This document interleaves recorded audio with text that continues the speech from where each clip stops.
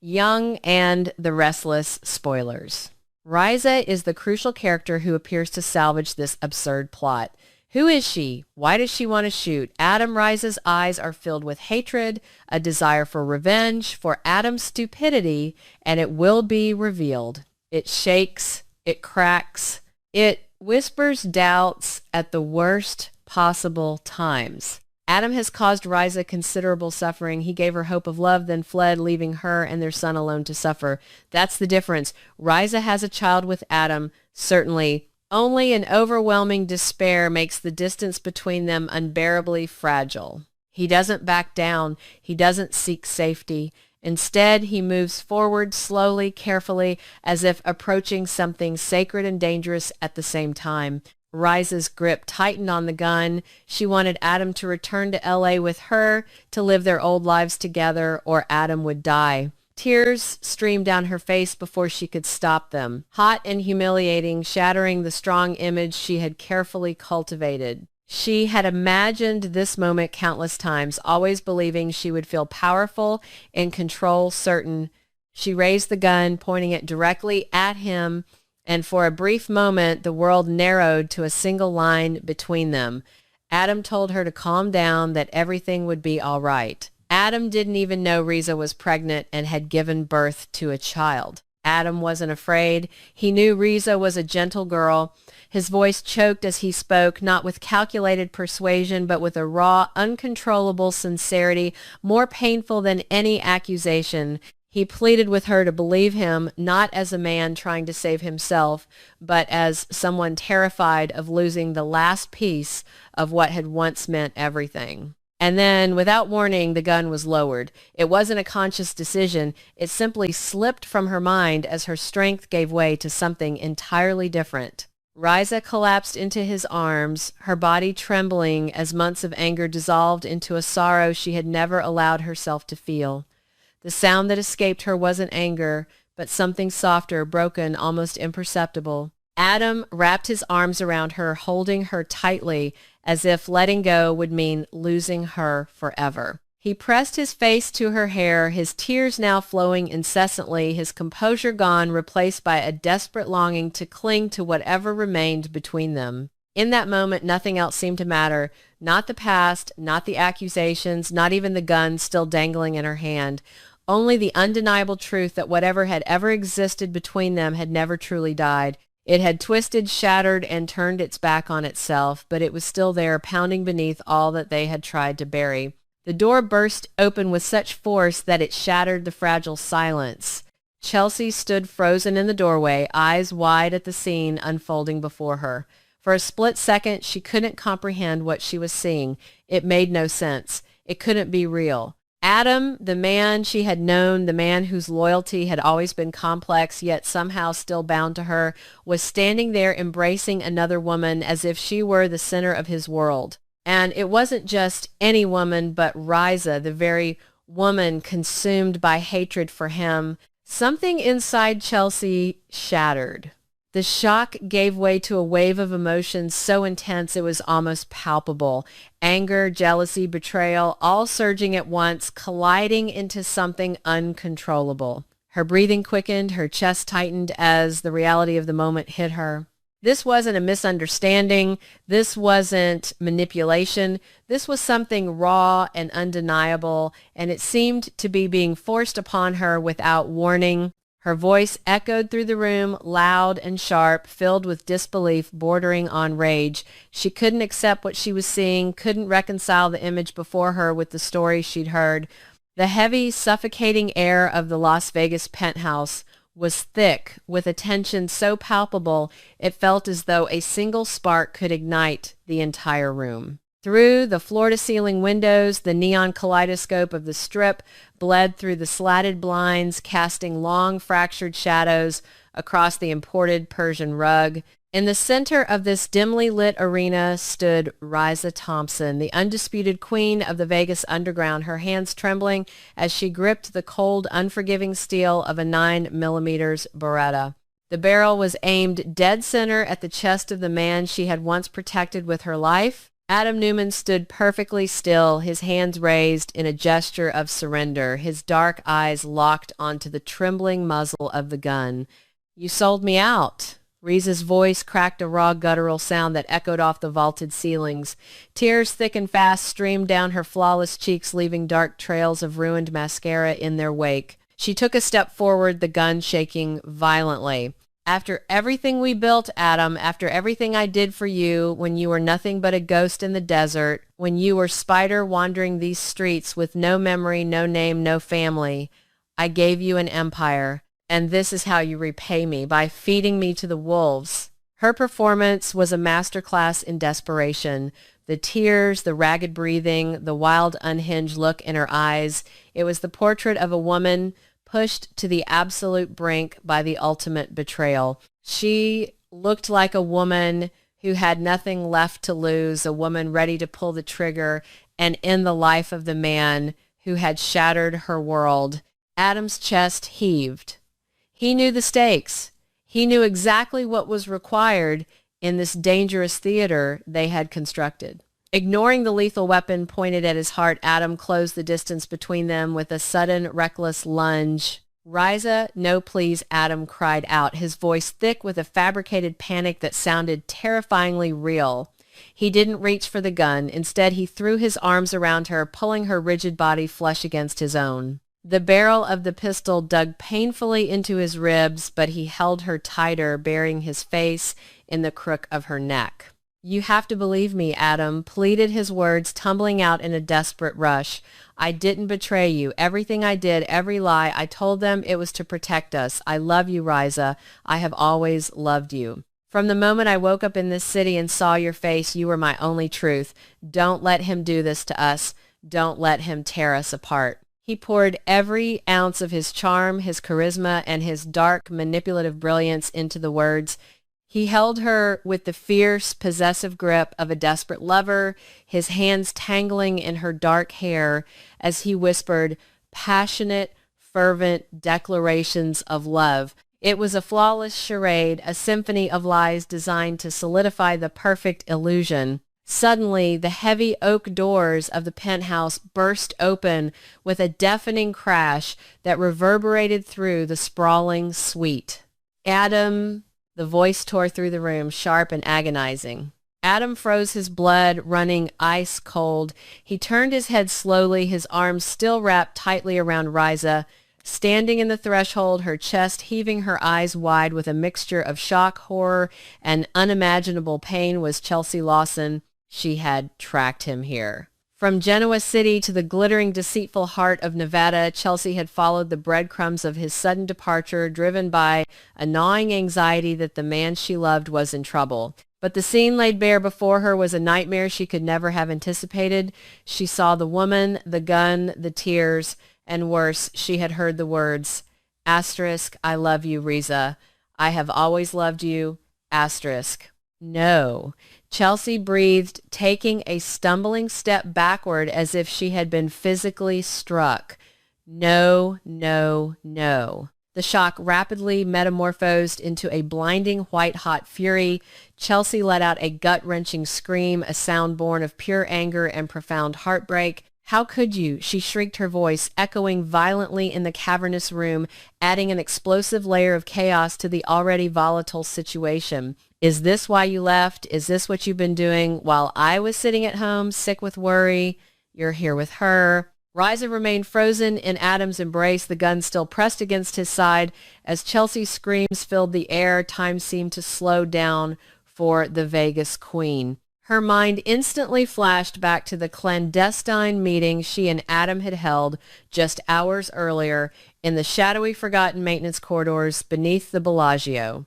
Asterisk, "Matt Clark is hunting my family times," Adam had told her, his face a mask of grim determination in the flickering fluorescent light. Asterisk, "He's flooding the streets with fentanyl. He targeted Noah in Los Angeles. He planted those pills on Nick after the car crash. He's trying to destroy the Newmans piece by piece, and he thinks he's untouchable because he's hiding in the shadows." Asterisk. Asterisk. So what's the play? Spider times Riza had asked, leaning against the concrete wall, arms crossed. Asterisk, Matt knows our history. He knows you're the key to my past in Vegas. He has eyes and ears everywhere. Riza, he's hacked the security feeds in my penthouse. He's watching. We have to give him a show. We have to make him believe that I've betrayed you, that I sold out our old syndicate to save my family.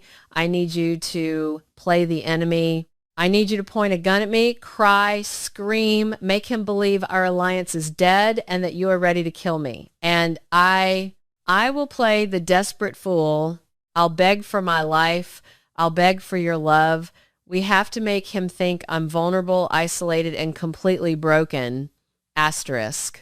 It was a brilliant, twisted plan. The ultimate goal was to deceive Matt Clark, to feed the psychotic villain a narrative that would make him overconfident. If Matt believed that Adam's relationship with Riza was shattered, that Adam had alienated his most powerful ally in the criminal underworld, Matt would finally step out of hiding to deliver the killing blow. It would give Adam the critical advantage he needed to spring the trap and end Matt's reign of terror once and for all. But as Riza stared at the hysterical, weeping woman in the doorway, she realized that Chelsea's unscripted, explosive arrival was the wild card they hadn't accounted for. Adam let her go. Chelsea screamed, her face flushed red with rage, tears streaming down her face. She grabbed a heavy crystal decanter from a nearby console table and hurled it across the room. It smashed against the wall, sending shards of glass raining down onto the carpet. Tell me the truth. Look me in the eye and tell me you love her. Adam's heart hammered against his ribs. The agony in Chelsea's eyes was real. The betrayal she was feeling was tearing her apart, piece by bloody piece. Every instinct in his body screamed at him to drop the act, to run to Chelsea, to take her in his arms and whisper the truth into her ear. He wanted to tell her about Matt Clark, about the hidden cameras, about the desperate lengths he was going to in order to protect his brother Nick and his nephew Noah, but he couldn't. Somewhere in the sprawling neon wasteland of Las Vegas, sitting in a dark, dingy motel room illuminated only by the harsh blue glow of a laptop screen, Matt Clark was watching. Through the compromised lens of the penthouse's smoke detector camera, the feed was broadcasting every tear, every scream, every shattered piece of glass directly to the villain. Matt sat back in his chair, a slow, sinister smirk spreading across his face. He watched the mighty Adam Newman, the untouchable, ruthless heir to the Newman Empire, reduced to a pathetic, groveling mess. He watched as Riza Thompson, the cold-blooded queen of Vegas, held a gun to Adam's chest, weeping over his betrayal. And now he watched as Adam's domestic life imploded in real time with the arrival of the hysterical wife. Chelsea's piercing screams and genuine unfiltered agony unintentionally elevated the charade to a level of authenticity that neither Adam nor Riza could have achieved on their own. It was raw. It was messy. It was undeniably real. Matt's smirk widened into a triumphant laugh. The false information was swallowed hook, line, and sinker. The great Adam Newman was crumbling. His alliances were dead. His personal life was a smoking crater. He was weak, distracted, and completely vulnerable. "You're pathetic," Matt whispered to the screen, his eyes gleaming with malicious delight. The deception had worked perfectly. Matt's belief in the fake betrayal was entirely solidified, laying the groundwork for his own inevitable downfall. Back in the penthouse, the air was suffocating. Adam slowly released his grip on Riza and turned to face Chelsea. The physical distance between them was only a few yards, but it felt like a gaping, insurmountable chasm. "Chelsea," Adam said, his voice dropping to a low, cold register. It took every ounce of his willpower to keep his face impassive, to bury the love and desperation he felt for the woman standing before him. "You shouldn't be here." "I shouldn't be here." Chelsea let out a bitter, hollow laugh that bordered on a sob. She wrapped her arms around her own torso as if trying to hold her shattered pieces together. "You've been lying to me. Again. After all the promises, Adam. After everything we've been through to rebuild our family, to rebuild our trust, you come back to Vegas. You come back to Times Spider asterisk. You come back to her It's complicated. Adam lied smoothly, playing the role of the cornered guilty husband flawlessly for the hidden cameras. Riza and we have a history. You know that. I know that you just told her you love her, Chelsea screamed, her voice breaking. She pointed a trembling finger at Riza, who still held the gun, her face an unreadable mask of stoicism. I heard you, Adam. Don't try to gaslight me. Not this time. Adam took a step toward her, but Chelsea flinched violently, throwing her hands up to ward him off. Don't touch me, she hissed, her eyes burning with a toxic mixture of hatred and profound sorrow. Don't you ever touch me again. The words struck Adam with the force of a physical blow. The foundation of their relationship, a fragile structure painstakingly rebuilt over years of heartbreak and forgiveness, was cracking beneath their feet. They were standing on the precipice of a dark, bottomless abyss. The trust they had fought so hard to cultivate was fracturing into a million irreparable pieces. Adam knew the cost of his dangerous game. He had known from the moment he formulated the plan to take down Matt Clark that there would be collateral damage. But seeing Chelsea look at him with such absolute revulsion, seeing the light of love completely extinguished in her eyes, was a torment worse than any physical pain. Chelsea, please just go back to Genoa City, Adam said, his voice laced with a cruel, dismissive edge that made his own stomach churn. This doesn't concern you. This is between me and Riza. Chelsea stared at him for a long, agonizing moment. The silence in the room was deafening, broken only by the distant, muffled sounds of the Las Vegas traffic far below. She searched his face, desperately looking for a glimmer of the man she loved, a sign that this was all some horrible nightmare. But Adam offered her nothing. His face was a closed vault, his eyes dark and empty. You're right, Chelsea whispered, her voice suddenly devoid of all emotion. It was a dead, hollow sound that terrified Adam more than her screams. This doesn't concern me. None of this concerns me anymore. 'Cause we're done, Adam. We are finally, truly done. She didn't wait for a response. Chelsea turned on her heel and walked out of the penthouse, the heavy oak doors swinging shut behind her with a final echoing thud. Adam stood frozen in the center of the room, staring at the closed doors. The silence stretched out heavy and oppressive. He didn't move. He barely breathed. The weight of what he had just done pressed down on his shoulders like a physical burden. Slowly, Riza lowered the 9mm Beretta. She engaged the safety with a soft metallic click and placed the weapon on the glass coffee table. She looked at Adam, her expression softening with a mixture of pity and respect. She bought it, Risa said quietly, her voice barely above a whisper, mindful of the hidden microphones. And if she bought it, he bought it. Adam finally tore his eyes away from the door and looked at Risa. His jaw was clenched so tight a muscle ticked furiously in his cheek. He gave a single curt nod. The stage was perfectly set. Matt Clark had received the false information exactly as they had designed. The villain believed that Adam Newman was a traitor, a liar, and a man whose world was rapidly disintegrating. Matt believed he had the upper hand, that the path was clear to emerge from the shadows and strike the final blow against the Newman family. Adam had successfully orchestrated the deception. He had created the perfect cover, manipulating his enemies and utilizing his darkest past as Spider to forge a weapon against Matt Clark. The plan was moving into its next lethal phase.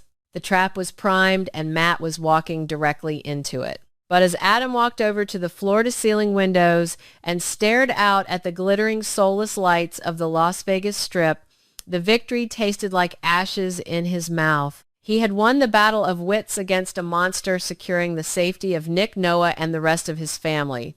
He had executed the grand plan with ruthless, flawless precision. Yet as the image of Chelsea's tear-streaked, devastated face burned itself into his mind, Adam knew the terrifying truth.